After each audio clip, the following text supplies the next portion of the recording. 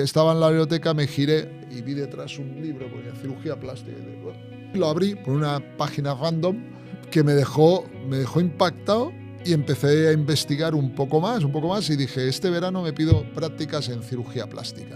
Tuviste el puesto número 20 en el MIR para la especialidad de cirugía plástica. ¿Cómo lograste tú posicionarte en el número 20? Estudiando durante años y en verano continuaba estudiando, los veranos, y porque cuando tienes un objetivo, lo normal es ponerte en ello, ¿no? El verano del MIR creo que perdí alrededor de casi 20 kilos. Aquí nadie queda abandonado, aunque no tenga seguridad social. Claro. Se te va a tratar de todo y con todos los recursos. En Estados Unidos, por ejemplo, todo es muy caro, pero muy caro es exagerado, hiperbólico. O sea, no nos podemos imaginar a veces la diferencia de costes. Pues claro, el paciente que no tiene recursos dice, mire, quíteme todo el pecho porque yo la radioterapia no me la puedo pagar. Que un médico que está licenciado, solo licenciado, pueda hacer determinadas acciones que son propias de una especialidad, en España es legal y hasta que haya una ley clara en eso, estamos poniendo en riesgo a los pacientes. Muy buenas, os damos la bienvenida al podcast de Market Labs. Hoy estamos con Joan Fontdevila. Joan es jefe de servicio de cirugía plástica en el Hospital Clínic de Barcelona, uno de los más reconocidos de España. También es profesor del Departamento de Cirugía en la Facultad de Medicina de la Universidad de Barcelona y también es presidente de la Sociedad Española de Cirugía Plástica, Reparadora y Estética, del SECPRE, desde 2025. Primero de todo, Joan, muchas gracias por venir. Y gracias a vosotros por invitarme a vuestro podcast. Pues bienvenido, Joan, muchas gracias por venir. Y queríamos preguntarte antes de todo, además de tener todos estos cargos, ¿cómo haces para que te dé tiempo a tener tu propia consulta también? Bien, es una muy buena pregunta. La verdad es que, como todo en esta vida, son las prioridades y también las aficiones. Y cuando vives muy dentro tuyo la cirugía, y en este caso la cirugía plástica, pues bueno, donde otro estaría viendo Netflix, pues tú estás trabajando pero ejerciendo tu vocación. Creo que ahí es un factor muy importante cuando uno tiene la suerte de trabajar en su vocación. Hay muchas personas que tienen que trabajar de lo que les ha tocado trabajar, pero en nuestro caso, cuando trabajas de lo que tú siempre has tenido vocación, pues ya forma parte también, dentro de lo que cabe, sería también parte de tu tiempo de realización personal, ¿no? Y normalmente nuestra vida, la del cirujano, no acaba de lunes a viernes, sino que es un continuo con momentos que sobre todo tienes que destinar también a alguna afición personal, porque o si no, como persona también puedes colapsar y has de poder ser persona y empatizar con los demás, saber, no desconectarte del mundo y tan solo operar, porque igual vas a ser una máquina de operar, pero estás operando a humanos y a personas. Claro. Y también tienes que tener esa parte, ¿no? Pues para ejercicio físico, actividades libre y tu familia, claro, que también está ahí. Por supuesto, joder, fantástico. Joan, antes de nada, para dar un poco más de contexto a la audiencia, en tanto este podcast como futuros episodios, la intención es ayudar a empresarios del sector sanitario y médico-estético a crecer sus empresas y contando historias fascinantes de gente muy referente del sector, como podría ser tu caso. Y antes de nada, quería también contar un poco cómo nos conocimos, ya que en este último congreso de la SECPRE en Gran Canaria, recuerdo que cuando estuvimos allí nosotros como empresa expositora, te acercaste en un momento dado a nuestro stand para darnos una conmemoración al haber estado en el evento, y también éramos la empresa más joven de todo el evento, que al final en Market Labs pues estamos ahí, somos gente muy joven. Y lo primero de todo quería aprovechar para darte la enhorabuena por la gestión y por la organización de ese evento, que fue brutal. Muchas gracias. Te quería preguntar, ¿cómo habéis hecho para organizar un pedazo de congreso como fue el de la SECPRE 2025 en Gran Canaria, de 3 días, más de 400 cirujanos plásticos? ¿Cómo hicisteis este hito? Bien, pues dedicando más tiempo también. O sea, ¿Vale? Normalmente la mayor parte del tiempo es, gracias hoy en día, pues a los chats, el que constantemente pues se va pasando información y ahora pues he contactado con fulanito en Estados Unidos que va a venir a nuestro congreso, fantástico, como que Mengano se ha puesto enfermo, no va a venir eso es constante. Y después pues los viernes por la tarde, a última hora, nos conectamos todos online, nos poníamos al día. Y también el bagaje anterior, ¿no? Somos una sociedad que estamos ahora este era el congreso número 57. Sí. Y claro, vas heredando el conocimiento de los anteriores, intentas mejorar cosas, intentas mantener lo que ha funcionado y con eso pues y dedicando tiempo, evidentemente, y pues lo tiras adelante y con nervios, como con todo, ¿no? Como cuando un artista va a hacer sus primeras actuaciones, pues con nervios. Me encanta. Y siendo que tú eres director, ¿te ocupa mucho tiempo ser director de la SECPRE? Ser presidente de la SEPRE ocupa mucho tiempo, sí, ¿no? realmente. Mucha llamada, ¿no? Sí, yo tengo la suerte de tener detrás una junta en la cual pues te van dando apoyo en temas donde cada uno tiene su rol más destacado. Pues hay personas que tienen rol en el tema de formación continuada, hay personas que tienen rol en cuestiones de comunicación y estas personas pues te dan dando soporte. Tú solo no podrías llegar a todo y entonces fracasaríamos. Entendido. Y algo que nos dijeron muchos de los cirujanos con los que estuvimos en el evento, que eran residentes de tercer, cuarto, quinto año, es que venían para allí con muchas ganas, con mucha expectativa y demás, y que algo que se daba mucho en el mundillo de la cirugía plástica era el tema de los egos. Que queríamos preguntarte, ¿es esto cierto de que hay mucho ego en el mundo de la cirugía plástica o no?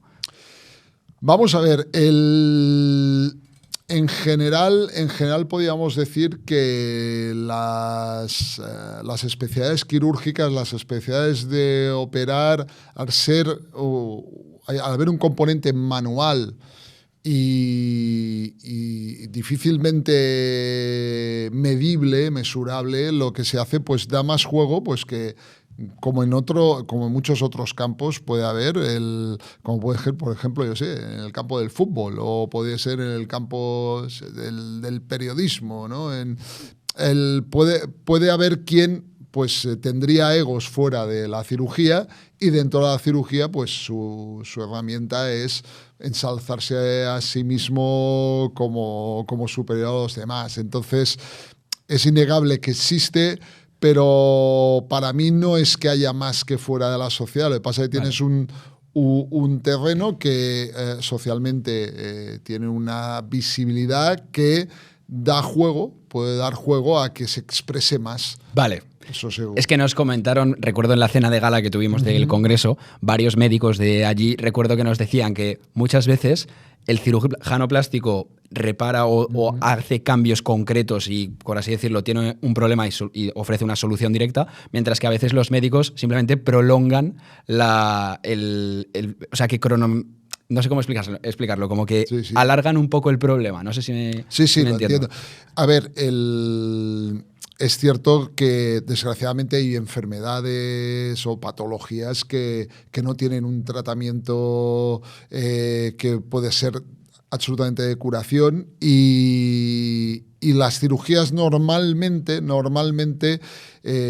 son un blanco o negro, ¿no? Entonces, cuando nosotros actuamos, normalmente no es porque puedas dejar una cosa a medias, normalmente. Entonces, es normal que hay compañeros que tratan de enfermedades que son crónicas, que no tienen una curación definida y no por eso son menores. Al contrario, su reto en el día a día es intentar que eso no empeore y con las menos consecuencias para el paciente en cuanto a tratamientos que no les afecten demasiado, dando efectos secundarios y tal. Entonces, es cierto que puede haber algún cirujano que a veces se sienta más empoderado por el hecho de que dice, ves, yo cuando trato yo curo, ¿no? Claro. Ya, pero porque es la que, medición... pero en otras enfermedades, si no hay esa opción, al menos tienes a alguien que te acompaña en todo ese proceso crónico, Claro. haciendo variaciones en la medicación, introduciendo lo nuevo que llegue, etcétera, etcétera. Entonces, ahí sí que podía a veces entrar un poco más eso, decíamos, el ego del cirujano, ¿no? Sí. El que ejecuta, ¿no?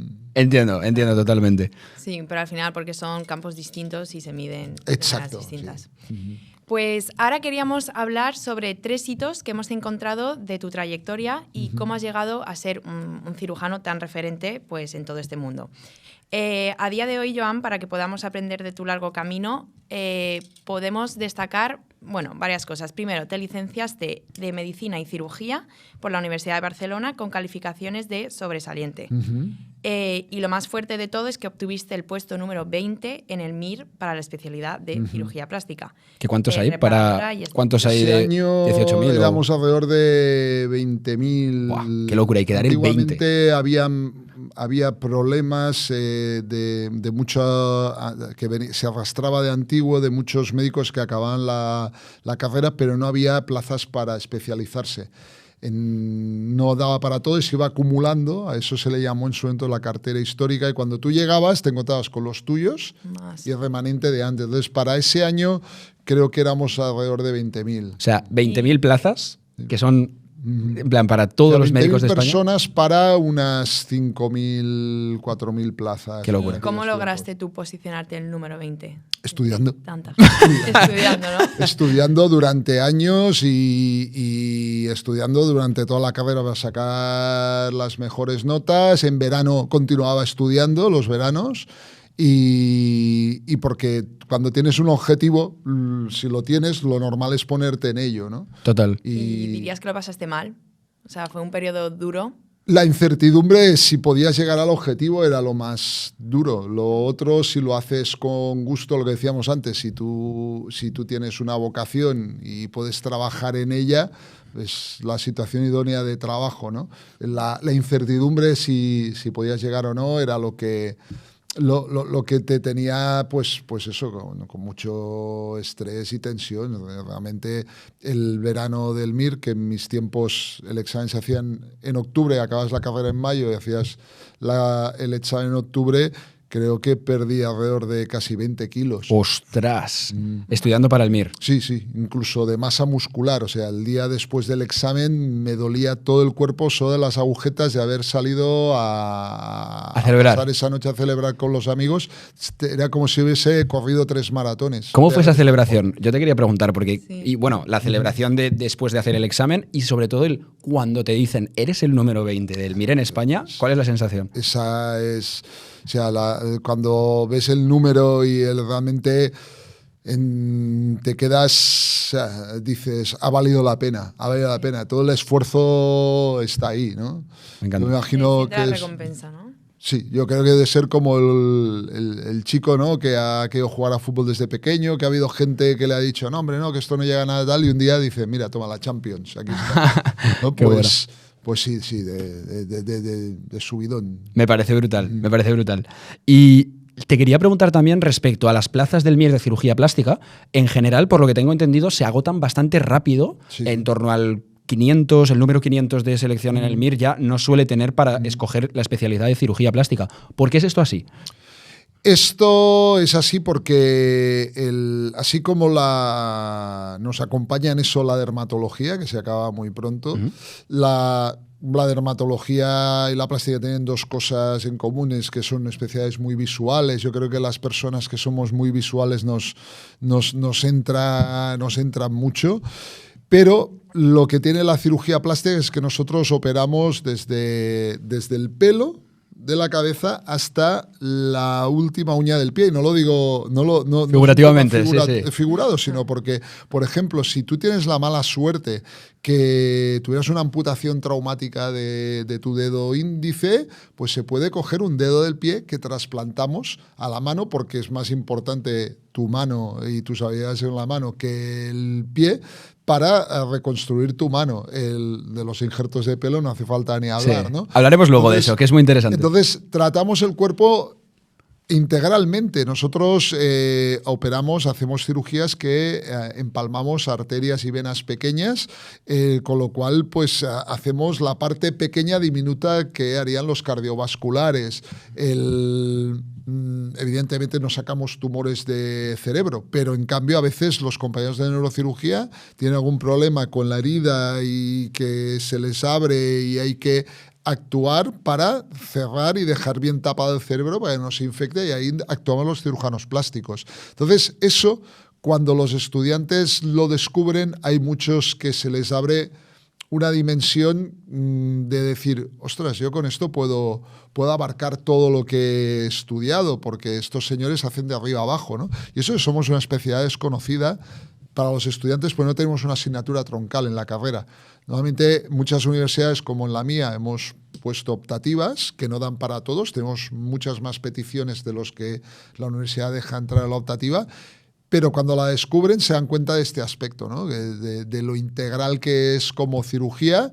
Y nosotros reparamos nervios, reparamos arterias, venas, músculos, tratamos tumores de piel como tumores de músculos. Si otra especialidad tiene un problema que se le abre porque se ha infectado, porque el paciente fuma y se le abren los tejidos y tal, el que va para ahí a cerrar eso es el cirujano plástico.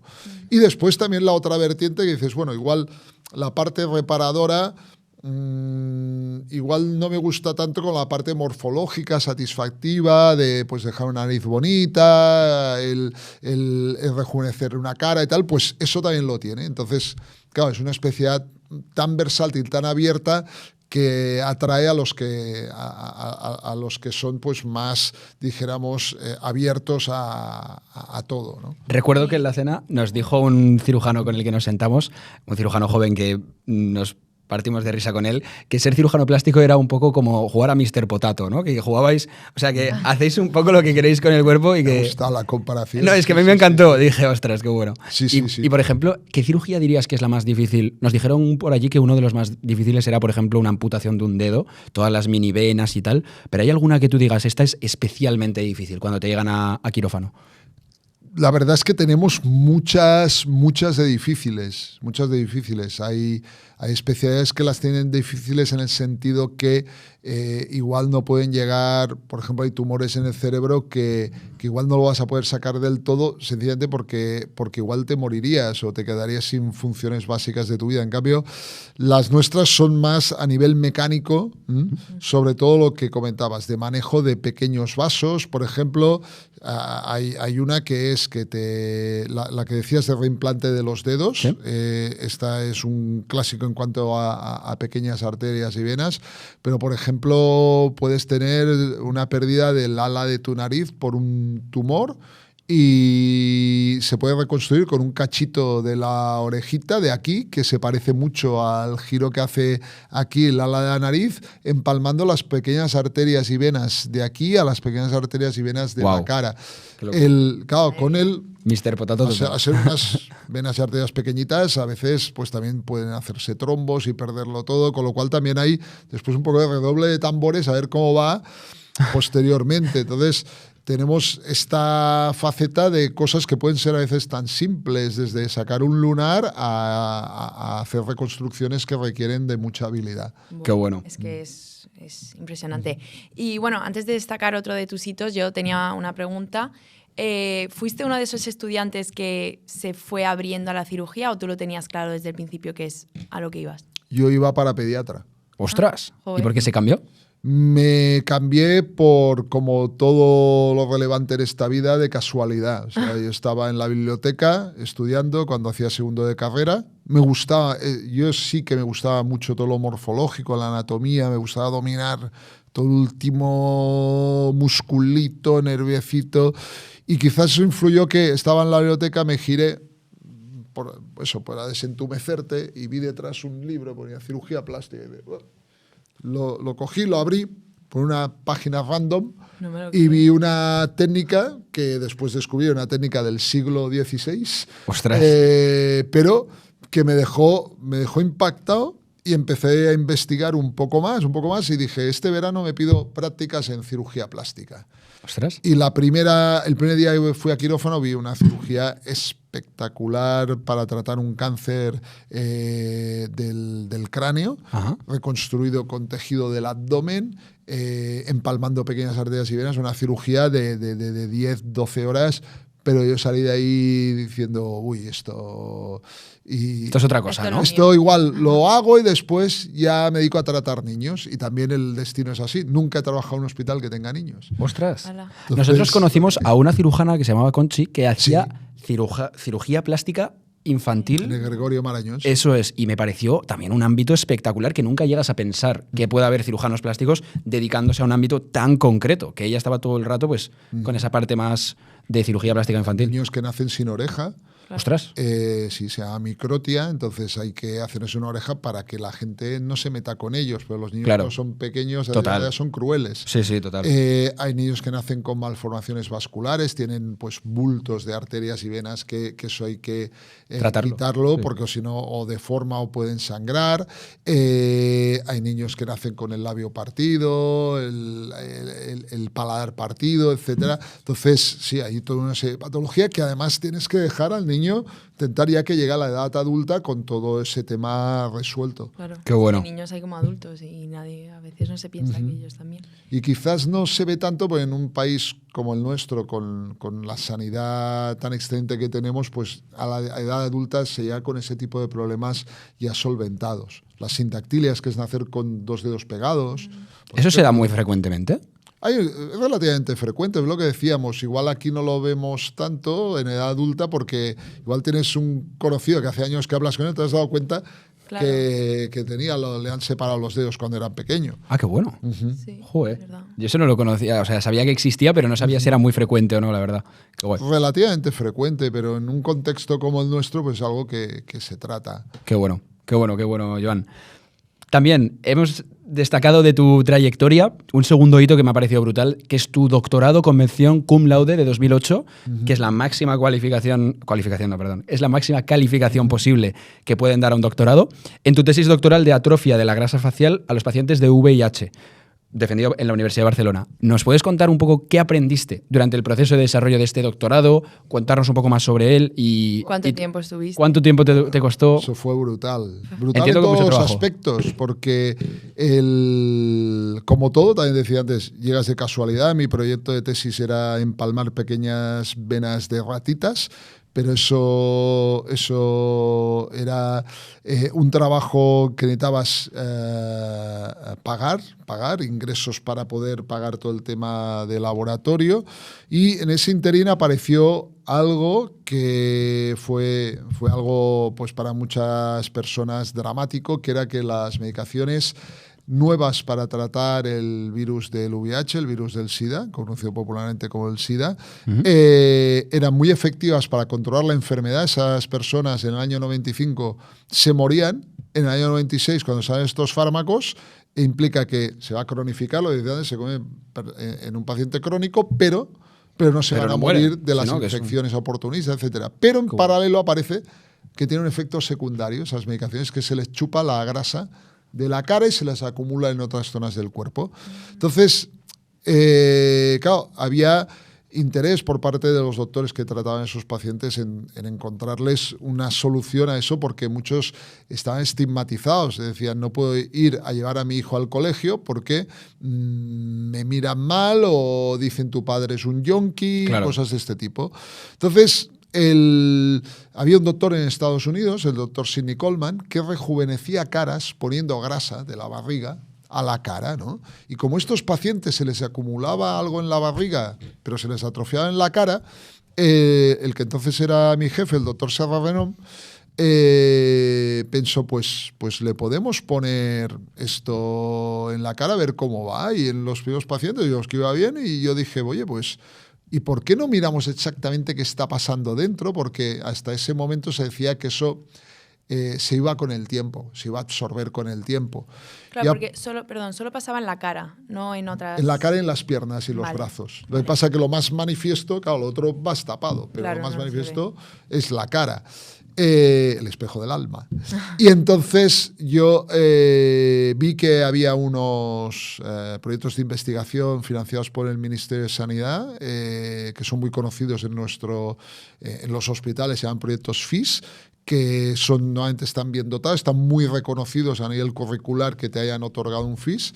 Y yo dije, pues voy a presentarme a esto y si me dan el proyecto, voy a hacer la tesis sobre ello. Entonces, conseguí que me dieran el proyecto y el dinero para hacer el estudio de cómo evolucionaba la grasa con lo que llamamos medidas objetivas. Es decir, en vez de mirar fotografías y decir ha ido bien o ha ido mal, que era lo común antiguamente, por eso decían que la grasa se absorbía, hacíamos un TAC, una tomografía computada, para ver cómo iba la grasa adentro. ¿Y cuál fue nuestra sorpresa? Que los resultados arrojaron que la grasa, al contrario de lo que se decía antes entonces, no se absorbía, sino que se mantenía de manera objetiva. Y yo lo presenté en un congreso de la Sociedad Americana y me dieron el premio a la mejor presentación del año 2007, que para mí pues fue otro subidón. O sea, nunca me hubiera imaginado cuando estaba empezando de especialista que podía al cabo de 7 años tener un premio de la Sociedad Americana. En paralelo, como os decía antes, en paralelo estaba yo allí en Estados Unidos, y después de presentar yo, presentaban unos señores de aplicar eso, lo mismo, pero en el pecho. Y que hasta entonces también había estado como prohibido, un poco tabú. ¿Por qué? ¿Por qué prohibían esa técnica? Porque en el año 86 la Sociedad Americana de Cirugía Plástica la prohibió porque generaba alteraciones en las mamografías. Ah, vale. Entonces había unos doctores, después de presentar yo, que presentaban, decían, es que entonces se hacía de una manera que si hacemos, igual que lo hacemos en la cara, si lo hacemos de esa manera en el pecho, eso no va a pasar y tiene mucha utilidad. Y yo pensé, si lo tengo todo lo que he comprado para la cara, lo tengo todo, y tengo mis pacientes de cáncer de mama que igual se pueden beneficiar. Lo empecé a emplear ahí y bingo de nuevo. O sea, quizás se me conoce más ahora por la aplicación en la mama, no solo a nivel nacional, sino a nivel internacional, que por lo originalmente que era en la cara. Entonces, pacientes que les faltaban trozos de pecho porque se les habían quitado el tumor y les quedaba vacío, un hundimiento, pues con una técnica que te lo haces, te vas para casa, igual al mismo día, al cabo de 6 meses se lo vuelves a repetir y con eso puedes tener tu pecho reconstruido. Y con eso fue tirando del hilo, aplicando otras cosas, fuimos ampliando con otras técnicas para el cáncer y al final dices, oye, pero hay pacientes de estética de la mama o congénitas. Por ejemplo, hay una cosa que se llama mama tuberosa, que son pechos que tú has nacido con ello, pero hasta que se te desarrollan no te aparece, sale como un tubito. De hecho, en vez de ser redondo, es como un tubito. Pues con los injertos de grasa logras hacer que el pecho quede con una forma natural sin haberle hecho cortes, solo inyectando grasa. Entonces, eso fue pues como una bola de nieve, ¿no? Empiezas un día con que el pobre paciente para tratar el VIH y no morirse se le atrofia la cara y acabas reconstruyendo cánceres de mama con injertos de grasa. Y realmente es algo que en algunas clases que doy explico eso, ¿no? La importancia de seguir del hilo, ¿no? Claro. Seguir tirando del hilo para que algo que era así se convierta en algo enorme. Por ejemplo, la lipodistrofia de los VIH ya no existe. Los nuevos medicamentos ya no lo dan. Ah, qué bueno. Con lo cual esto va a ser historia de aquí a un tiempo. Pero en cambio para todo lo otro habrá quedado la herencia. Qué bueno. La magia de la medicina. Y de hecho, te iba a decir, el proceso de hacer ese doctorado para ti fue muy costoso, entiendo, y también, ¿tú utilizaste alguna técnica creativa para conseguir esa financiación? Porque me pongo en el caso de una persona que quiere hacer un doctorado, que claro, ¿cómo consigues los medios para poder llevar a cabo este tipo de proyectos?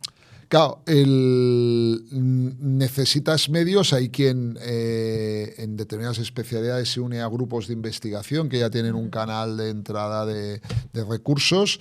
Hay quien busca proyectos en que tengas que poner mucho de tu tiempo para recopilar datos, pero no requieras de muchos recursos externos. Y en mi caso tuve la suerte de tener este proyecto de investigación financiado por el Ministerio, pero sí que me implicó 4 años dedicar todos los fines de semana y pasé de 84 a 111 kilos. Ahí ganaste, Aquí ahí fue al ganaste lo revés. del MIR. Porque claro, ahí fue al revés del MIR, porque durante la semana Muy trabajabas sedentario, ¿no? y el fin de semana Claro. te ponías al ordenador, buscar la literatura, hacer toda la introducción y justificación, después el análisis estadístico, y eso era en el tiempo libre, vacaciones, irme a esquiar con el ordenador a cuestas para que si nevaba ese día abrías y te ponías a trabajar. Eso es vocación, ¿eh? O sea, estar tan constante y saber que lo tienes que hacer en tu tiempo libre sí o sí, porque tienes otras responsabilidades, es muy, muy fuerte. Es una locura. Qué bien. Y bueno, para destacar un tercer hito que va un poco relacionado con tu tiempo en Estados Unidos, tienes mucha experiencia internacional, como nos has contado, y sabemos que has estado con doctores, por ejemplo, en la clínica del doctor James Tuthin en Miami y en la clínica del doctor Obagi en Beverly Hills, que bueno, ahí podéis... De hecho, yo es que te iba a decir, podéis- yo estuve también en la clínica del doctor Obagi porque viví, Sí. el año que estuve viviendo en California, me pasé por todas las clínicas de medicina estética de Estados Unidos, bueno, de Estados Unidos no, perdón, de Los Ángeles, que era donde vivía, y recuerdo que fui a la clínica del doctor, preciosidad de clínica, no lo llegué a conocer en persona, pero cuando hemos visto que habías estado trabajando con él, me ha surgido la duda de decir, ¿cómo es trabajar con un doctor Sí. referente absoluto en ¿Qué Estados Unidos? aprendiste de estar con él y de Bueno, poder compartir con otros?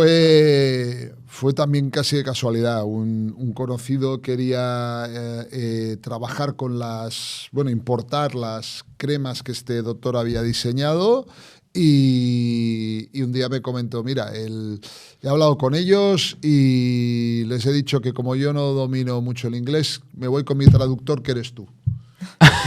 Y yo, No fastidies. vale, sí. Y tampoco te creas que tenía en ese momento un inglés muy fantástico. Y para ahí que fui. Y realmente fue una pequeña cura de humildad la que él te da, porque en muchos casos él te decía, tú, cirujano plástico, porque él en realidad es dermatólogo, ¿no? Ok. ¿A que le harías un lifting a este caso? Tú, sí, le haría un lifting. Pues mira lo que hemos conseguido con mis peelings y tratamientos en vivo, ¿eh? Estamos hablando en vivo, no en fotografía, porque más en aquellos tiempos era más fácil colar el Photoshop. Vamos, año, creo, 2005 o así. ¿Vale? ¿No? Unos cambios espectaculares que dices, hombre, te hace plantear que siempre tienes que estar abierto a todo, no ser dirigido, ¿no? Como Mente abierta, los sí. Claro. borricos ahí para ir solo en un canal, sino verlo de alrededor, porque realmente te da que pensar, y además eso es bueno para tus pacientes, porque puedes decir, mira, para lo que tú quieres estás buscando, gracias por venir a ver a mí, pero igual puedes ir a ver a fulano que vas a tener lo que buscas, igual con menos traumatismo, mejor recuperación, o va a ser más lo que estabas buscando. Y después, claro, el enfoque... una cosa que me sorprendió en aquellos tiempos era que del tiempo de estar ahí había un día enfocado solo al marketing.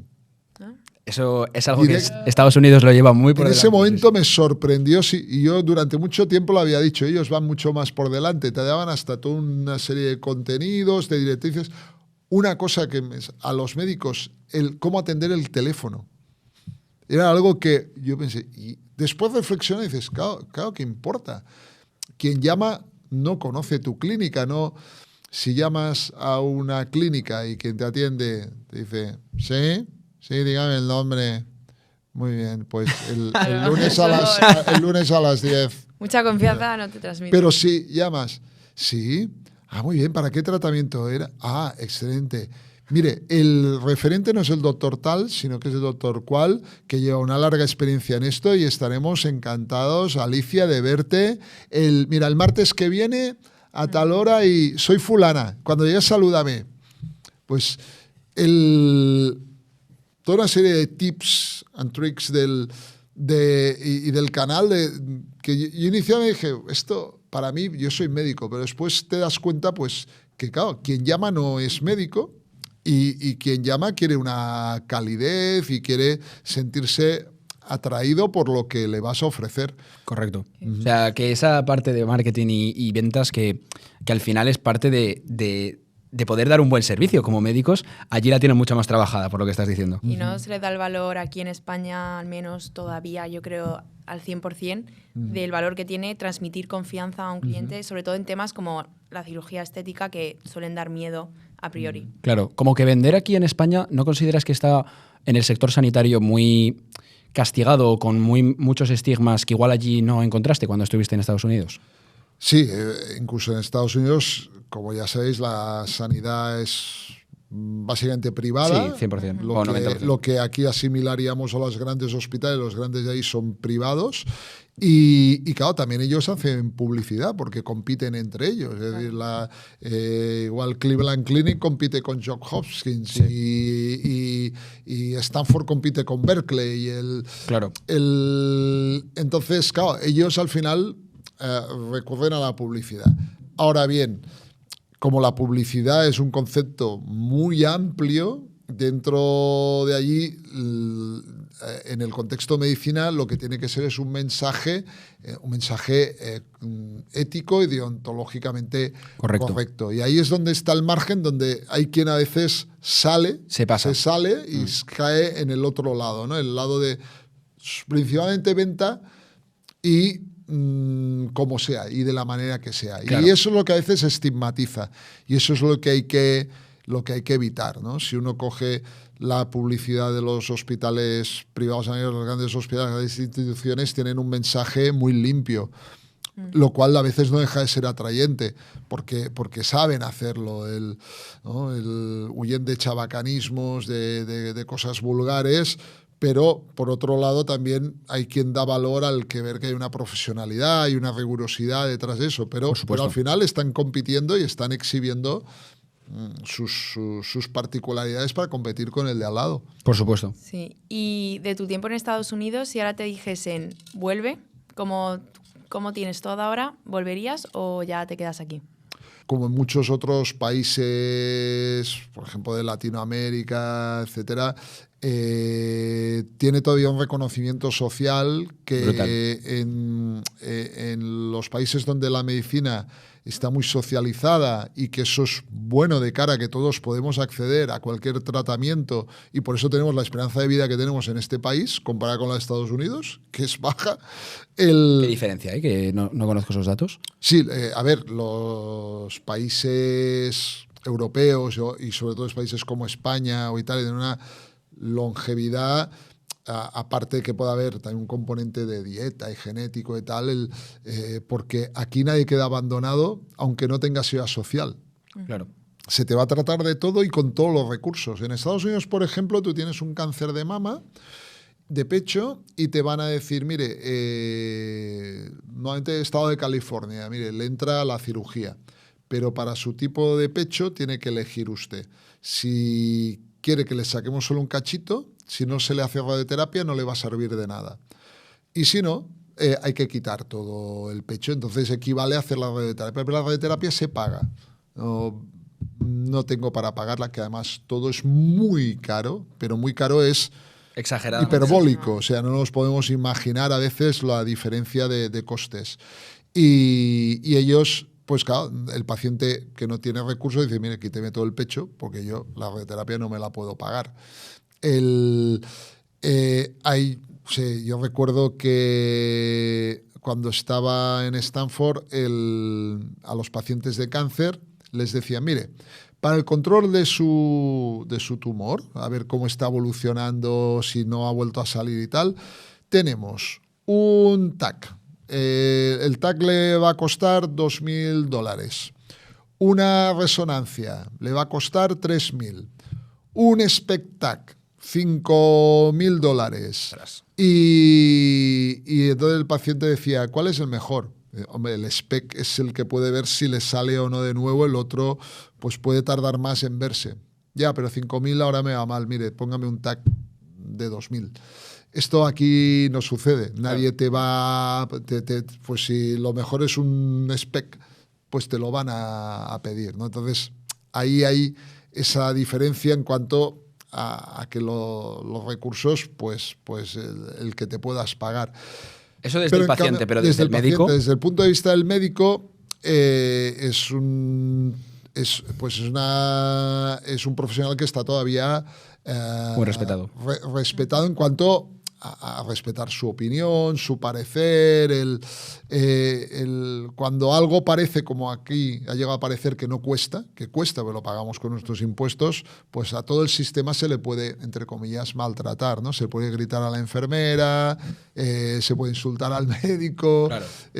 Y allí, pues, bueno, eso es distinto. Entras a una institución privada, tú le dices algo a la enfermera de esto, pues no vas a entrar más. El de seguridad no te va a dejar entrar nunca más ahí. Ostras, qué locura eso, ¿eh? Claro, bueno, te pueden echar, es un lugar privado, te pueden echar del hospital y, oye, si insultas a la enfermera, fuera, claro. Aquí en una seguridad social no se puede, evidentemente. Aquí, pues, entonces, es verdad que los recursos que tienen, por ejemplo, para investigación los hospitales, ahí es, si tú quieres investigar, investigas y ya está. Te pones, investigas y ya los recursos te los van a poner, o hay generosas fundaciones que lo ponen. Yo recuerdo, por ejemplo, cuando entraba cada día en Stanford, en el hospital, había un panel con los que donan. La parte más grande ponía Apple Computers y después había más pequeños, ¿no? Hewlett Packard, ¡Ostras! y los que donan. ¿Y qué donan ahí? Donan recursos para investigación. ¡Qué guapo! Ya ves. Es que sabes a qué me ha recordado. Salas, por ejemplo, de estar para niños con cáncer, para que salas de juegos. Ostras. Ahí lo del mecenazgo es algo que está muy, muy, muy desarrollado y que aquí no tiene tanto papel, quizás también porque la seguridad social cubre mucho. Claro, cubre esa parte. Me ha recordado un poco lo que has dicho de que tenías ahí el panel nada más entrar al hospital de Stanford, de toda la gente que dona. Recordaba un poco al juego del calamar, cuando empieza a llegar los billetes a la hucha. No sé si habéis visto la serie. Bueno, que yo no la terminé. hay una hucha en la que se va amontonando el dinero y pone ahí la cantidad de dinero que hay. O sea, ¿es un poco así de cuánto ha donado cada empresa y tal o cómo? No pone las cifras, pero sí que se nota que... El que tiene el logo más grande. El logo, sí, la dimensión del logo es distinta. Vale. Bueno, vale. también tienen en la plaza de parking para el empleado del mes, ¿no? En la puerta. ¿Sí? Tienen sus peculiaridades. Sí. Los yankees tienen sus formas de trabajar. La misma puerta y con tu foto para que la gente te salude y te felicite. Qué brutal. Me encanta, joder. Y tú dirías, o sea, como médico, entonces en Estados Unidos es más respetado, también entiendo que mejor remunerado que en España como cirujano plástico. Y también, bueno, no sé si quieres añadir algo más respecto al tema de la diferencia España, Estados Unidos. Bueno, la remuneración allí, el cirujano plástico de hospital no es el mejor remunerado. ¿Quién es el mejor remunerado? El cardíaco y el neurocirujano. Ahí está estratificado por riesgo. Vale. O sea, según el riesgo que corre tu paciente, normalmente riesgo vital, ahora, a nivel de la calle, pues nuevamente sí, el nivel de privado pues están más remunerados. También es verdad que sus carreras empiezan más tarde. Ellos, todo el proceso de especialización les lleva más tiempo, ¿no? Y bueno, muchos de ellos están hipotecados para poder estudiar en la universidad. Entonces, sí, los student loans y todo. ¿Cuánto puede costar formarte para medicina y para cirugía plástica en Estados Unidos? Yo diría que, por ejemplo, ahora no recuerdo si el semestre o el año, en Stanford eran 60.000. Ahora no recuerdo si el semestre o el año. No, tiene que ser al año. Pero sí que la cifra de los semestre... 60.000 me quedó... cargada. De hecho, ya que estamos hablando, esto lo queríamos comentar más adelante, pero ya que estamos hablando de temas de business, te queríamos comentar un par de datos que hay aquí que hemos estado viendo de Business Insider respecto a los sueldos de los médicos en España. Un médico en promedio cobra 53.000 anuales brutos en promedio, que son 4.500 al mes, mientras que los cirujanos plásticos están en un rango de entre 70 a 150.000. ¿Por qué crees que hay esta diferencia entre los médicos y los cirujanos plásticos? ¿Y por qué esto de compaginar pública y privada, que vimos que hay muchos cirujanos que prefieren escoger esta vía? Bueno, lo que te debes referir son a ingresos que se han estimado a los que hacen pública y privada. Claro. Hacemos pública y privada porque en la pública todos cobramos lo mismo, tengamos la especialidad que tengamos, ¿no? Claro, es lo que decía al principio. ¿Qué tiene de bonito la especialidad? Pues que puedes hacer mucho rango de cosas. Entonces, si tú en la pública puedes hacer X, pero también te gusta hacer Y, pues por la tarde pues haces lo otro. Y ahí pues también se complementan los ingresos.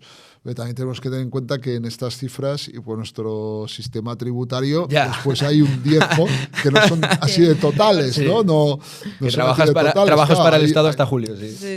Exacto, ¿no? Sí, trabajamos para el Estado hasta julio, sí. Vale. Y por eso mucha gente opta por esta doble situación, porque además es eso, que como a ti te gusta, pues es tu vocación, no lo haces, no son unas horas extra a disgusto.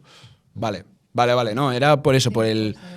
¿Tú crees que esto también es un factor importante de cara a que la gente elija en el MIR la especialidad de cirugía plástica antes que igual otras especialidades para tener una mejor calidad de vida y tal, o no lo crees? ¿No? Calidad de vida es dermatología. Vale. Sí. Por eso también es la más... Es algo tangible, o sea, el dermatólogo prácticamente no tiene pacientes que tengan un riesgo vital de morir. Hay un cáncer que es el más temible, que es el melanoma, pero el melanoma lo acabamos operando los cirujanos plásticos. Claro. Pero o sea, que el marrón encima os lo pasan a vosotros. No, bueno... O se deriva a oncología, ¿no? Bueno, aparte con tratamientos oncológicos y tal, pero la cirugía, ¿no? del melanoma, pues la amplia mayoría, pues los pequeños muchas veces lo quitan ellos y los más grandes nosotros, pero me refiero que es un tipo de tratamientos o un tipo de pacientes que no se les van a complicar gravemente, que tú cuando acabas tu consulta cierras y te puedes ir hasta el lunes sin llevarte nada en la cabeza. El cirujano no. Tú te llevas, lo habitual es que te lleves los pacientes dentro hasta que el paciente se ha resuelto. Pues te vas a casa y piensas, ese drenaje salía, no sé si hasta se ha despertado, le dolía mucho. Quiero decir, no es, o sea, si tienes que hablar de calidad de vida, pues, dermatología es más potente. Oftalmología es verdad, tú puedes operar a un paciente y tener una complicación y perder la vista, pero bueno, nuevamente no tienen riesgo vital. Si fuéramos a buscar por calidad de vida, las habría de... Mejorarla más. Sí. Sí. Y ya que hablamos de operaciones complejas y que puedan llevar a problemas más graves, ¿cuál dirías que ha sido tu operación más compleja? La que a lo mejor sea complicado. Mira, la que he estado más horas en quirófano, entré a las 9 de la mañana y salí a las 5 de la madrugada. Ostras. Y era para reconstruir un esófago. Son situaciones de tumores que abarcan muchas estructuras del cuello y que hay que quitar la estructura por donde pasa la comida, por donde respiras, a veces incluso vasos sanguíneos, y eso hay que reconstruirlo igual con un cachito de intestino que trasladas ahí, y después trasladar músculos que tapen todo eso. Mr. Potato. Y esa fue la que he estado más horas en quirófano de mi vida. Qué bueno. ¿Y con cuántos trabajas tú solo siempre o con cuántos médicos más? Siempre vamos con ayudante, a menos que vayas a sacar una peca, pero siempre nos ayudamos entre nosotros, pues en la cirugía siempre necesitas de alguien que se pare, de alguien no... Y en estas cirugías complejas muchas veces llamamos dos equipos, ¿no? Uno trabaja en una zona, el otro en la otra, también para ahorrarle al paciente tiempo de anestesia, que también cuenta. Qué bueno. Claro. Vale, Joan, otro tema que hay muy presente a día de hoy en el ámbito de la cirugía es el intrusismo. Médicos estéticos que intentan hacer liposucciones o que las hacen, o centros de estética que intentan hacer tratamientos de médicos estéticos. ¿Qué opinas al respecto y cómo lo solventarías? Muy buena pregunta. Es muy buena pregunta porque ahí hay un agujero, para determinadas cosas, un agujero desde el punto de vista normativo, legislativo, que es muy difícil de solucionar y al que se le ha dado muchas vueltas. Que un médico que está licenciado, solo licenciado, pueda hacer determinadas acciones que son propias de una especialidad. En España es legal y pasa en muchos otros países, hasta día de hoy. A raíz de un desgraciado caso de una muerte que hubo en Murcia en una cirugía realizada por un especialista en cirugía cardíaca, se destapó mediáticamente más este problema y hubo más interés por parte de los políticos. Esto fue, creo, si no mal recordar, el año 2022. De ahí apareció fugazmente lo que se ha llamado Ley Sara, en memoria de esta paciente, en el cual se iba a poner límite a que determinadas cirugías, procedimientos, solo los hagan los que tienen la especialidad adecuada para ello. Es decir, que un cardíaco no pueda operar una nariz, pero sí lo puede hacer el cirujano plástico o el otorrino, ¿no? Y que un cirujano torácico que opera los pulmones no se va a poner liposucciones de la barriga.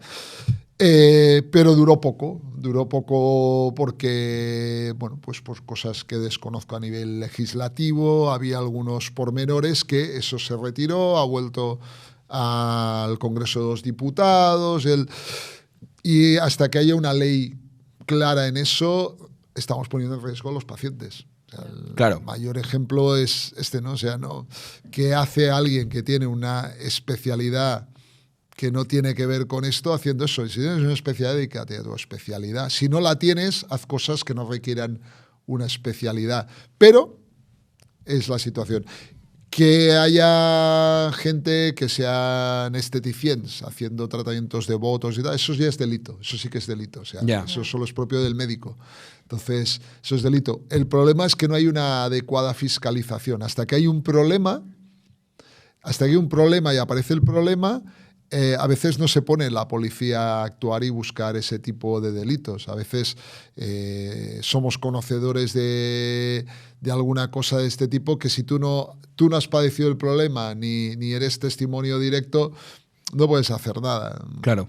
Pero, ¿qué crees que es lo que motiva al cardiólogo que sabe que su especialidad no es? El cardiólogo no creo que se ponga a hacer tratamientos de medicina estética. O sea, es más, ¿por qué aceptan un...? No, medicina estética, poner botox, claro, es el médico estético que hace a veces tratamientos que pueden ser pasar la barrera de la cirugía como la liposucción, ¿sabes?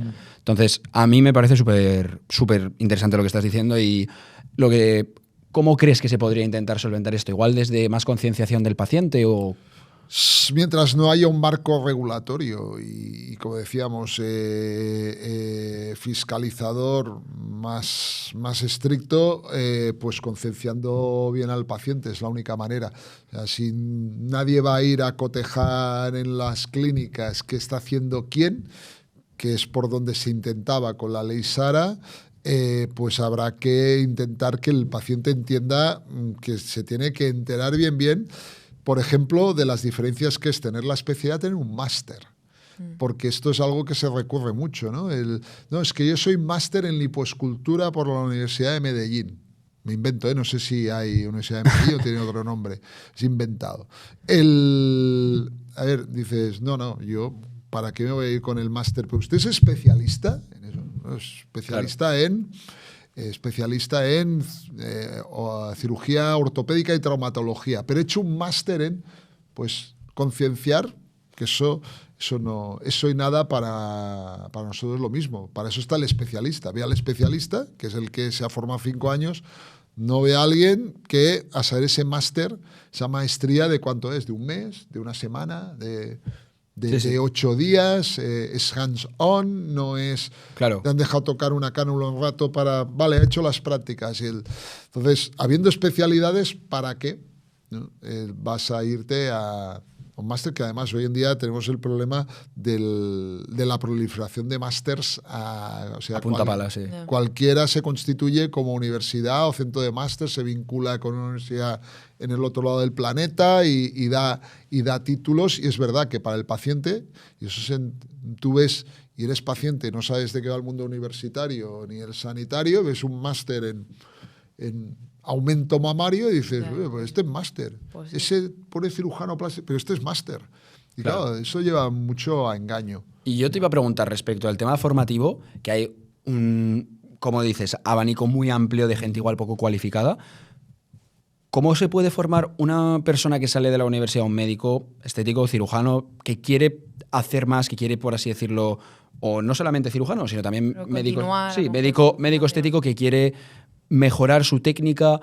Hay mucha formación que es poco práctica, que son más teóricas y demás. No sé cómo podría generar ese esa práctica necesaria para poder tratar mejor a avanzar, por pacientes. así decirlo, Claro. más. Mira, lo que es la medicina estética, cualquier licenciado en Vale. medicina puede al acabar buscar alguno de los másteres que se ofrecen y que hay de distintos formatos, y a partir de ahí, con ese máster pues puedes hacer láser, infiltraciones, etcétera, porque como no hay una especialidad que sea medicina estética, esos profesionales se forman con másteres. De hecho, yo soy director de uno de estos másteres, codirector. Si quieres mencionarlo también, para ya que estamos, que la gente que se quiera formar contigo, pues que sepa. Bueno, es el máster del Colegio de Médicos de Barcelona, conjunto con la Universidad de Barcelona. Pero ahí en España hay unos cuantos. Unos cuantos significa igual 20 másteres o así en este sector. Y después en la cirugía plástica, cuando tú quieres ir más allí, ¿qué puedes hacer? Uno, puedes... Y el recorrido clásico de toda la vida era ir a ver a alguien, ¿no? O sea, tú le escribías a un doctor en Miami porque habías visto unos artículos que hacía algo en el lifting que igual tú no controlabas y que el otro lo tiene muy por la mano, y le pedías humildemente poder estar con él, y igual te contestaba, pues sí, mira, usted puede venir el mes de febrero del año que viene y tal. Esa es la mejor, o sea, vivirlo en directo y palparlo. Hoy en día es verdad que el giro ha sido hacia todo lo que es el canal audiovisual, que realmente hoy en día tienes unos vídeos espectaculares en alta definición para ver el último detalle, y eso pues también tiene su valor. Tú, depende de tu bagaje, hay cosas que las puedes mejorar viendo vídeos y escuchando las explicaciones de alguien, si ya tienes. Pero yo creo que el mejor canal es pegarte a alguien que lo hace cada día y hacerlo a su lado. Es verdad que hay personas, hoy en día son tan renombradas y tienen tantos potenciales visitantes, y como el mundo se ha hecho tan pequeño, porque antes conocer a alguien, llegar a alguien era difícil, hoy en día es una dirección de correo electrónico. Hay gente que tiene muchas solicitudes y hoy de día pues te cobra para irlo a visitar, ¿no? ¿Vale? Y eso también ha generado dudas dentro del punto de vista de nuestra ética, si el juramento hipocrático dice que no, que tú tienes que enseñar a los demás, y no habla nada de cobrar, dice que tienes que enseñar. Pero entonces, bueno, mientras todo sea razonable y comprensible, pues la mejor vía es ir a ver y estar en el día a día con alguien que meterte un poco de lleno en lo en todo, que va a ser, desde cuándo le hace la primera visita, cómo son los controles, cómo ha montado todo en quirófano. Igual una imagen estática en 4K de lo que hace en quirófano te deja ver por dónde has de meter la tijera, pero no te deja ver cómo ha puesto el paciente para meter la tijera por ahí, ¿no? Claro. Ver un poco lo que sería su día a día. Sí. Es lo que... Qué bueno. Un mentor, alguien que te lleve a su lado. Ya que estábamos hablando un poco de temas así conflictivos, te queríamos preguntar sobre el turismo estético.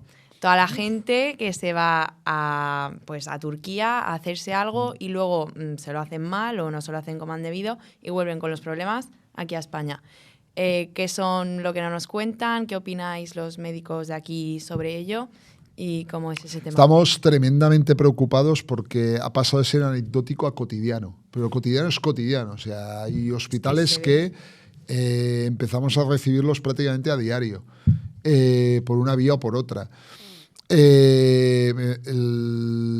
ver, lo lógico, lo coherente es que te lo hagas al lado de tu casa. Tú cuando te operas no estás en muchas condiciones para irte moviendo muy para arriba, para abajo. Pero bueno, ¿es ilegal, es ilícito? No. Pero como todo en esta vida, la coherencia te diría que, oye, me lo hago cerca. Bien, a partir de ahí, ¿por qué me voy ahí? Bueno, me voy ahí y no te lo haces al lado de casa por el precio, más barato. Hombre, fíjate tú, estás diciendo, hombre, yo si tuviera el mismo precio me lo haría aquí, ¿por qué no? Pero me lo voy a ir solo por el precio. Ya, una vez allí, hay mucha variabilidad en esos países. Turquía tiene hospitales espectaculares, pero tú no conoces de dónde ha salido el de allí, excepto que me puedo imaginar, no lo he mirado, pero seguro que debe tener unas páginas web preciosas y estupendas diciendo que sus cirujanos son espectaculares. Buen marketing. Pero, al final es todo buen marketing. Marketing, publicidad. Claro, entonces, ya no sabemos si lo que vemos aquí es porque operan tanto, que lo normal de complicarse pues parece mucho, o realmente se complican mucho. ¿Qué pasa? Son pacientes que van ahí in expresso, no se han evaluado antes, hacen un viaje que un viaje no es un... O sea, viajar, especialmente en avión a largas distancias, no es bueno para tu cuerpo. Y eso está demostrado, hay más riesgo de trombosis, alteran tus defensas porque cambia toda la cuestión cronológica, especialmente si, por ejemplo, te vas hasta Colombia, ¿no? Es un jet lag, etcétera, con lo cual no estás en las mejores condiciones. Nuevamente, por un ahorro de tiempo, llegas, haces, te operas y te vas, pero si no, si te tienes que quedar mucho tiempo ahí. Ya, entonces, cuando aparece la complicación, ¿dónde aparece? En el lugar donde tú no te lo querías hacer, porque te costaba dinero. Y entonces, ¿qué pasa?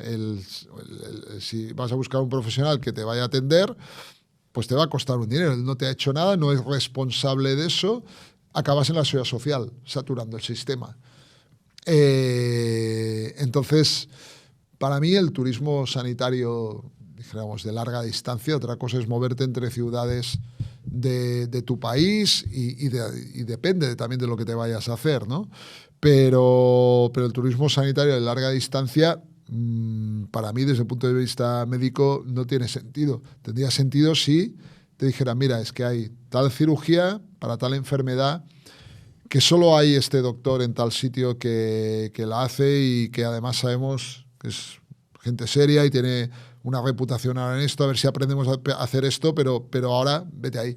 Pero para hacerte una cirugía estética, yo no le veo la relación coste-beneficio. Sí, es que creo que puede ser el ejemplo perfecto de lo barato sale caro si no te planteas bien todos estos efectos que tiene secundarios, por así decirlo. Pero ahora está como cada vez más, sobre todo, por ejemplo, en el ámbito de los injertos capilares, está súper mejor visto que hace 10 años. Por ejemplo, Iker Casillas hace poco se hizo uno, subió una foto a Instagram de Iker Calvillas, no sé qué, y es como que ahora se ve desde otro punto el tema de los injertos. Sí, que la gente te lo recomienda, o sea, te ve lo ve mucho más normal. Sí. ¿Esta normalización por qué crees que es? Bueno, porque al final realmente no estás cometiendo un delito. Ya. Ahí sería un ejemplo de los injertos capilares, claro, es algo que el riesgo de complicación es bajo, igual el irte a otro país, pero bueno, al final, quieras que no vas a tener que te hace los controles cerca, pero bueno. Pero en el caso de esto, de los injertos capilares, es algo pues que no cometes ningún delito, la gente te va a ver un cambio. Entonces, ¿para qué ocultarlo mucho? Si a la que lleven un tiempo viéndote con el nuevo pelo, ya ni se van a acordar, van a integrar tu imagen. Y de esta manera no tienes que dar justificaciones al principio, ya lo dices, me he puesto pelo y ya está como muy... Y es que lo diga hasta Iker Casillas, yo creo que es lo que faltaba para que... y bueno, muchísimos celebrities, como que es algo que cada vez se normaliza más. También queríamos hablar de las creencias generales que hay en torno a la cirugía, y en concreto a la cirugía plástica, y es que hay mucha gente de a pie, de la calle, que están en contra de la cirugía plástica porque dice que creamos una versión ficticia de nosotros, como por ejemplo muestran películas como Los Feos. ¿Lo has visto? La película. Es una película bastante chula en la que crean un universo distópico, una sociedad que se divide como en dos grupos, en los guapos y los feos. Y los feos están toda su vida concienciados de que cuando llegan a los 18 o a los 21 años pueden someterse a una cirugía que les deja guapos, les deja exactamente como ellos diseñan que quieren ser, ¿no? Y pueden elegir exactamente su avatar. ¿Cómo crees que va a evolucionar, Joan, la cirugía plástica de aquí a 5 años? ¿Ves este universo distópico posible? Cuéntanos, ¿y crees que la cirugía en general hace un bien a la sociedad? No, podemos estar tranquilos que eso no, a día de hoy no va a suceder ni se ve a medio plazo. Es decir, justamente lo que hay que explicar bien a los pacientes es que el daño que están haciendo los filtros y todo el tipo de distorsión de las imágenes a nivel de redes sociales, porque eso sí que es muy dañino. Eso es un porque tema. Se generan unas caras de una perfección, que eso genera unas expectativas, un sentimiento de culpabilidad por no tener esto. el que ahí a veces eso cuesta trabajo, nos cuesta mucho tiempo en las consultas a desmitificar determinados cuerpos que, claro, con unas luces adecuadas, con una base previa pues adecuada de pacientes que igual ya eran un poquito atléticos, más el tratamiento adecuado, un poco más de dieta y tal, unas buenas luces en una foto y wow, yo quiero eso. Y tú cuando ves dices, ni por asomo. Ya incluso has perdido te digo el tren. yo que no. Incluso has perdido el tren. Ya igual Ya. Paquita, va a ser que no te puedo dejar como... Nada, que hace pocos días una antigua paciente mía contacta para hacerse una cirugía de estas de los cuadraditos. ¿De lipoescultura se llama? Sí, de alta definición. Ah, vale. Y yo, recordándola, por ahí todo, dices, mira, es que tú no eres tributario. Me dice hasta el nombre de la máquina que quiere que le aplique y tal. Y dices, va a ser que no. Va a ser que no. Y me dice, bueno, yo leí de tal y, mira, pues recomiéndeme a alguien que usted, mire, vaya a ver a fulano o mengano, que tienen mucha experiencia en esto, a ver qué le dicen. Y claro, me contacta un compañero, me ha visto esta señora, decía que venía de tu parte, no podemos hacer nada en eso. ¿Qué le llevó a la paciente pensar que podía, evidentemente, las redes? O sea, Claro. ¿cómo te dice el nombre de la máquina a aplicar, el nombre del tratamiento, lo que ve? Es que La he imagen es muy leído, golosa. Muchas veces he leído un comentario en TikTok de refilón que ha respondido uno de otro y ya está. Fuente TikTok, está verificado, Brutal. pero es que la gente no Y eso pues sí que nos consume bastante tiempo en el día a día el adaptar las grandes expectativas que se han hecho a lo que puede conseguir, lo cual no quiere decir que no pueda mejorar. Antes, las pacientes, cuando yo empecé, no sabían nada, porque no había los recursos hoy en día para tener una orientación de qué iba el tema, y tú les explicabas y las situabas. Hoy en día ellas vienen por arriba y hay que bajarla al nivel de la situación de lo que puedo tener, lo cual no quiere decir que no pueda estar mejor. El problema es que la tienes que hacer bajar. Claro. Ya. Cuando antes tú la llevabas a qué podía conseguir. Y ahora es triste porque te sientes a veces incluso un poco, dices, a ver si va a ser una limitación mía, ¿no? En este caso, por ejemplo, pues el comedor dijo, mire, es que no lo puede conseguir esto, ya no, su piel, esto no está para esto, ¿no? Ya. Y yo creo que cada vez tenemos más en el subconsciente estos estándares porque como se empieza con las redes mucho antes y tal, cada vez desde más chicos se te mete eso ahí en la cabeza y luego es muy difícil Sí. traerles a la realidad de que no. ¿Tú crees que el problema está en las redes en sí o la percepción que tiene la gente del estímulo que se expone en las redes? Porque las redes también es cierto que generan unas cosas muy bonitas que es conectarnos con otras personas en el otro punto del planeta, de poder tener un Es lo acceso a de toda información. la vida, la herramienta, depende Sí. de cómo uses la herramienta. Claro. Pues y entonces por eso Alfred Nobel tuvo que hacer el premio, ¿no? Por la dinamita, ¿no? Por la dinamita, sí. Lo que usas para volar, para las minas, pues se puede usar para las guerras. Pues, Claro. pues aquí estamos en la misma situación, ¿no? Claro. Ya. Y ahora con la inteligencia artificial, nuevo fenómeno, se está ya popularizando tan rápido que quien no te lo podías imaginar ya le pregunta al chat GPT y te viene directamente con los resultados de su prompt a decirte lo que le tienes que hacer, Lo que porque quieren. ya se lo han dicho. Incluso te dice los tratamientos posoperatorios, y también les genera una ansiedad, porque ¿y por qué no me lo ha dicho? ¿No? Si ya eres tú el que la orientas. Igual no le hace falta eso, pero la inteligencia artificial todavía no individualiza tanto. Claro. No individualiza tanto. Una vez estaba esperando para hablar con el catedrático de anatomía por un curso que estábamos montando y tal, y tenían los exámenes, la secretaria ahí, los exámenes, y digo, tráeme uno, que de primero, examen de primero de medicina y anatomía, 40 preguntas. Solo saqué una bien. ¡Ostras! Suspenso, pero suspenso. Dices, ¿y qué ha pasado ahí? ¿Qué ha pasado ahí? Cuando vas a dar clase, te das cuenta que lo que tú explicas y es lo que haces cada día y cómo tú trabajas, resulta que hay muchas cosas que ellos desconocen. O sea, es como que el lenguaje ha cambiado, la manera de darlo, a dónde se orienta. Entonces, ¿es válida una o la otra? No, las dos son válidas. Es el enfoque. Y claro, las preguntas que se les hace es respecto a lo que se le ha dado. Claro. Pero es la misma, la anatomía no cambia, es lo mismo. Pero se pregunta entonces, ¿cómo puede ser que tú estás cada día operando, trabajando la anatomía en directo y en cambio de 40 sacas una pregunta? ¿El mundo académico igual está un poco más desconectado o es puramente terminológico? Es terminológico, claro.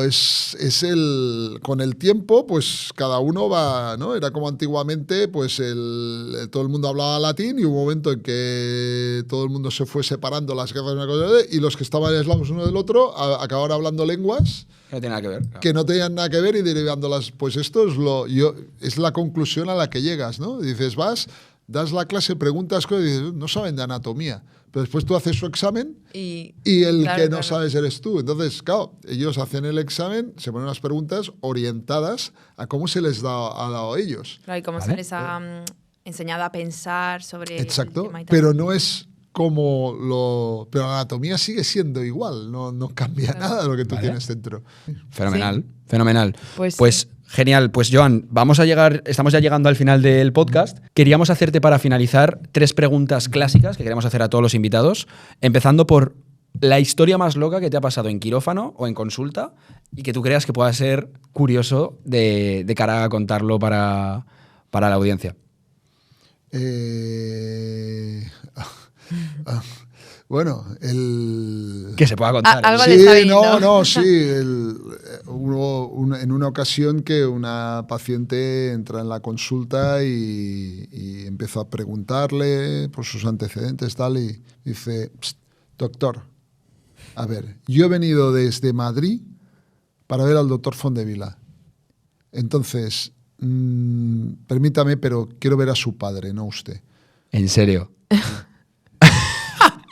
Pero eso fue hace años, entiendo, ¿o no? Bueno, quizás hará unos 10 años, Ostras. 10 años largos.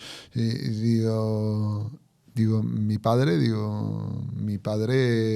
no se dedica a esto, mi padre no es médico. Pero no sé si quiere verlo, le llamo a que venga. Entonces la señora se quedó poco descolocada pensando ¿dónde habré mirado la foto de este? O me parecía más mayor o me habían hablado tan bien que pensaba, extrapolaba que tenía que ser muy mayor, ¿no? ¡Ostras! Claro, entonces, se puede dar el buen enfoque. Y entonces se quedó un poco así y entonces yo, bueno, a ver, mire, yo venía por tal, ¿no? Pero sí que fue una situación que dices, ¿what? Claro, encima tu padre no siendo... Claro, mi padre no era médico y estaba ya muy mayor.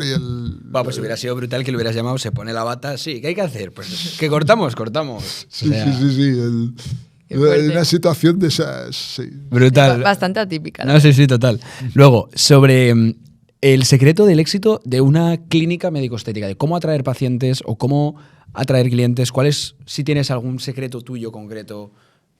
¿Qué dirías? Esto es lo mismo. Yo creo que en general nos tenemos que diferenciar. Es decir, tienes que tener aquel tratamiento en que sabes que te mueves muy bien en él, que te diferencia de los demás y que la gente te identifica entre los otros. Yo creo que tienes que tener tu procedimiento bandera y estrella, incluso que según tu recorrido, digas, mira, esto no lo hago, lo hace esta persona de mi equipo, o mejor vaya a ver a este o al otro, porque al final, nuevamente, con la evolución de tu carrera acabas enfocándote en algo que incluso es los propios pacientes lo que te van enfocando, ¿no? El boca-oreja acaba haciendo que ellos mismos vienen para lo mismo. Entonces, claro, yo creo que ahí, ¿cómo salir destacar de la manada? Pues siendo más alto, ¿no? Entonces,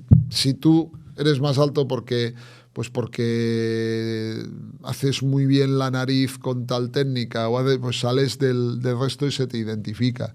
Especialización. básicamente. Especialización, porque además va a ser también En la lo que vía sepas, de sí. obtener también los mejores resultados. Qué bueno.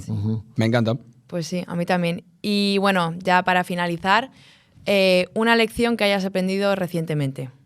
La conciencia que va tomando todo el mundo cada vez más dentro de la cirugía plástica, dentro de los profesionales, de la cultura de la seguridad es muy importante. O sea, se da mucha relevancia y se da papel en todas las presentaciones, en todas las mesas, a que no sacrifiquemos la seguridad intentando buscar un resultado que se salga de la norma si implica determinados riesgos, ¿no?